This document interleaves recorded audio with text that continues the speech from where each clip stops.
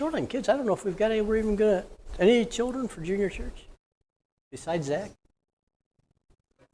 Zach raised his hand. I thought he raised his hand. Nope, I don't think we have kids. First time we have not a junior church in a long time. 2818 needs to figure out a way to bring more kids. All right. Like a lot of you, I grew up reading comic books. And amongst my favorite were Superman, Archie, and one of my all-time favorites, the one I read probably the most, was Spider-Man. I never got tired about reading about him swinging from here to there and from bridges and buildings and bridges and all that kind of fun stuff. So I think that's why, as an adult, I laughed when I heard Jerry Seinfeld say, when I heard Jerry Seinfeld say, men see themselves as low-grade superheroes. Meaning, when we watch Superman and Spider-Man and Batman, we kind of see those things that those guys do as occupational opportunities for us. And ladies, if you ever wondered why the men in your lives never get tired of watching the Bourne movies, it's because we see Jason Bourne and we kind of see him in these action sequences and we think, we can do that. Like, what's the big deal, right? And the truth is, there is a huge difference between reality and virtual reality, as you'll see in this little clip. And it's still not over yet. You're back there. A crazy guy chasing it with a drill. Now look around.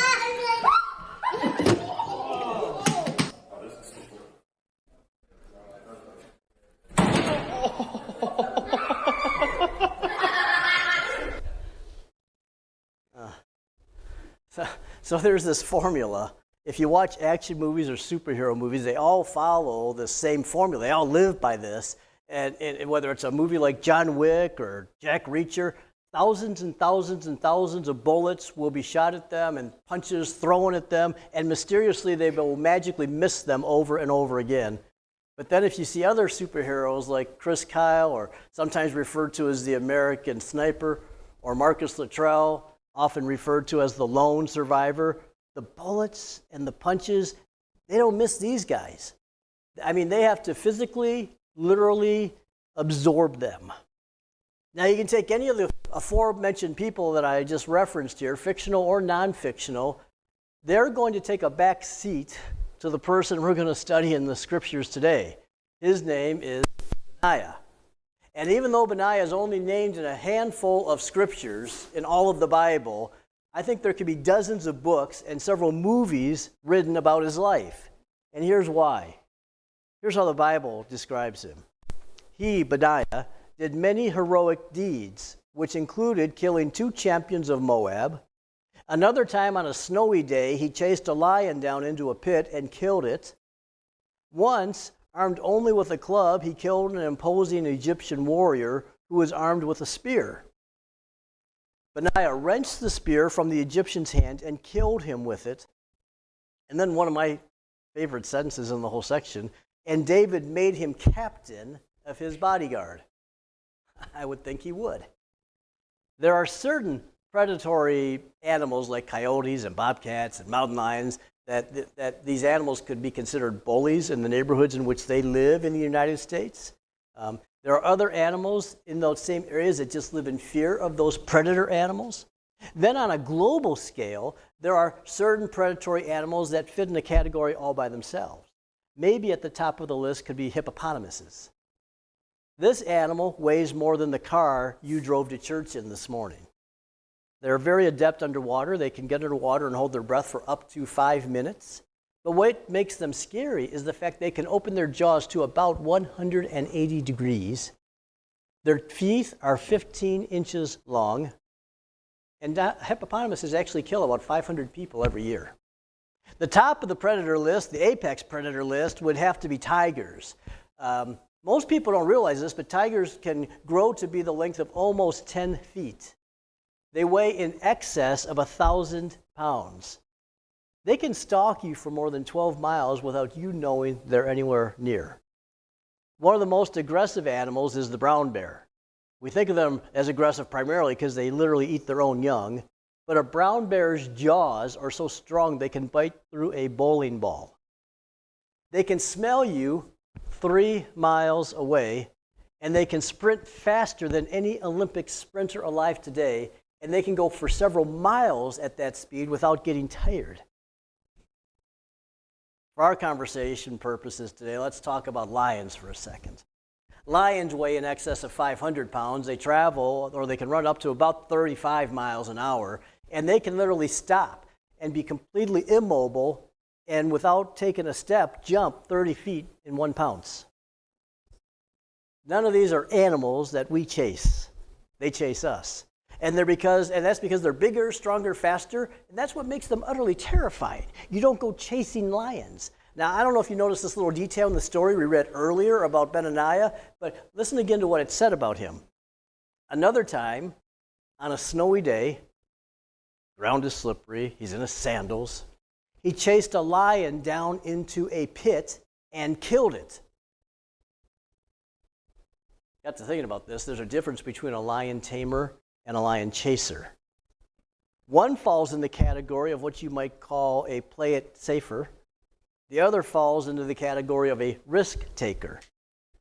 I don't know how well someone studied with you when you were first coming to know about Jesus Christ, but in that moment when you crossed that line from wondering about Jesus to accepting him, you kind of left the play it safe lifestyle behind, and you took on a risk-taking lifestyle. You may not have realized it. So, given that, I think it's reasonable for me to ask this question of you today. What do you need to chase into the pit to kill? Like, do you have any addictive or impulsive tendencies? People-pleasing tendencies? Maybe once and for all you need to stare down anger or fear or jealousy. Maybe it's a poor eating habit or a poor spending habit. Whatever it is, I know every single person has at least one behavior pattern that threatens your well-being, and probably in an aggressive way. And if we don't eliminate it, it could very well eliminate us. Now, every lion chaser, every lion killer that I've ever been around in my life understands what regret can do to the human psyche. Let me give you the 2 types of regret. There's the regret of action, which is wishing we hadn't done something that we've done in life. We sometimes call that the sin of commission. Then there's also the regret of inaction. That's wishing we had done something in life that we never did, called the sin of omission. I bring that up because I read about a massive study that was done just a few years ago of American adults. And as Americans got older, they discovered that about 16% of American elderly adults wrestle with the regret of action. 16% say, man, I look back at my life and there's this thing I wish I hadn't done. But 84% of Americans deal with the regret of inaction, looking back at their lives and saying, I wish I would have done this. One writer describes the tension about this way. Mark Batterson writes, I think the church has fixated on the sins of commission for far too long. We have a long list of don'ts. Think of it as a holiness by subtraction. We think holiness is the byproduct of subtracting something from our lives that shouldn't be there. And then he adds, and holiness certainly involves subtraction. Then he said, but I think God is more concerned about the sins of omission. Those things we could have and should have done. It's holiness by multiplication. Goodness is not the absence of badness. You can do nothing wrong, yet still do nothing right. Those who simply run away from sin are half-Christians. Our calling is much higher than simply running away from wrong. We're called to chase lions. Pretty good writing. The ancient Greeks understood this. They had a word in their language called neoteny. Neoteny simply means youthful joy coupled with adult wisdom. It's the curiosity of a kid coupled with the experience of an adult. Jesus nailed this when he told adults to become again like little children. Why did he say that? Well, he knew there would be a tendency in the adult world for us to become mean-spirited and hard-hearted. I mean, I've seen it in my own life and in the lives of other adults around. Adults at some point in life usually steer into one of two very distinct camps, either criticizers or creators. We're around far more criticizers than creators. They're the ones who look at everything and see only the negative. Very cynical, nothing ever good. But then there's the creators. They're the positive voices. They're the ones who see the potential out there and the opportunity out there and the opportunity to make things better out there. I think most of us are naturally drawn to creators more than criticizers. That's one of the reasons I'm drawn in the New Testament to the Apostle Paul. When you read about the Apostle Paul in the book of Acts, we read about this occasion when he went into a place called Athens.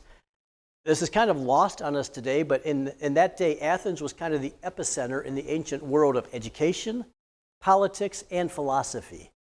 Like the smartest people in the world were assembled in Athens. And when Paul moved into the Areopagus there, he didn't have a sign. He didn't go in there holding this giant sign that said, all Athenians are going to hell in a handbasket.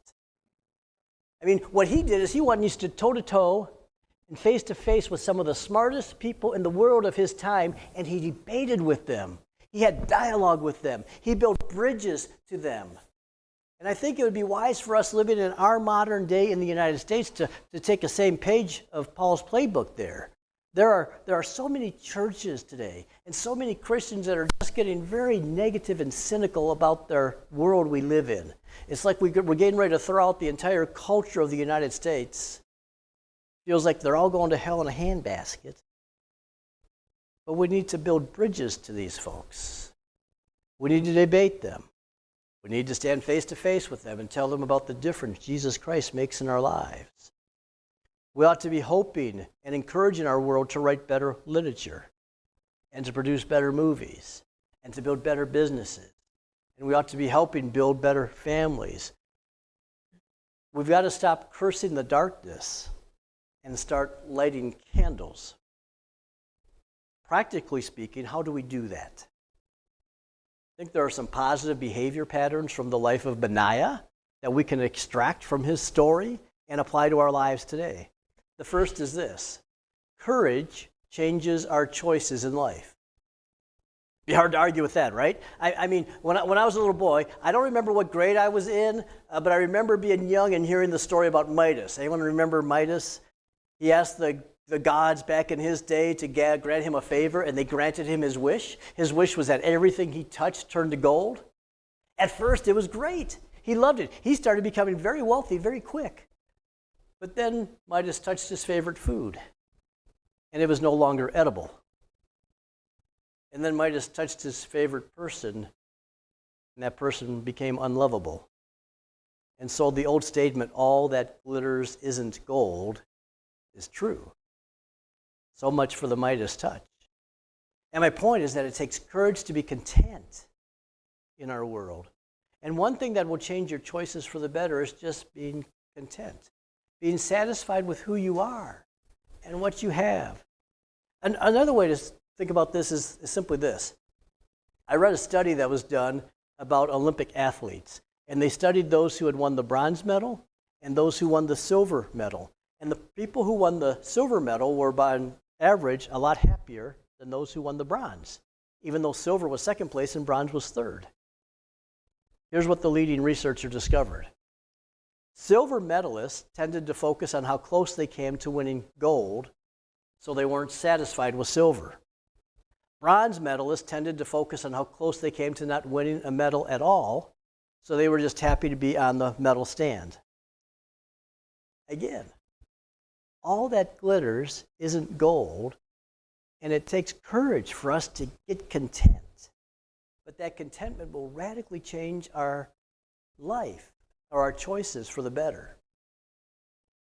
Can hit this from a little different angle. There was a young man who was a programmer, a computer programmer as a young guy, and he partnered with another young man who was starting a company named Microsoft. Bill Gates didn't have money at the time to pay this guy, so he offered him 16,000 shares of Microsoft. Years later, that 16,000 shares was worth tens of millions of dollars. He cashed it in his early 40s. He didn't spend it on himself. He put it in a fund, and he built a church in his hometown because he always had a burden for his hometown neighbors. And then he prayed this prayer. He prayed, God, please give me one soul for every share of stock I'm giving up. To date, that church has brought over 8,000 people to Christ. So far, over halfway toward his goal. We don't have to be famous. We don't have to have fancy wardrobes. We don't have to have front row seats. We're loved by God and we're saved by Him. And that should settle us down. There should be contentness inside of us that fuels the courage for us to make better choices and to stand out in a world that is very much not content. It should make us easy to be a candle or a light. It should make us look different so that people will look at you and say, man, I want what he has. I want what she has. I want that contentment, that joy, that enthusiasm. The second thing we can extract from Beniah's story is this. Choices change our course in life. You know that's true. Choices change our course in life. David was looking for a bodyguard to head up his Secret Service agency. I'm sure the HR department in the palace had some stack of applications.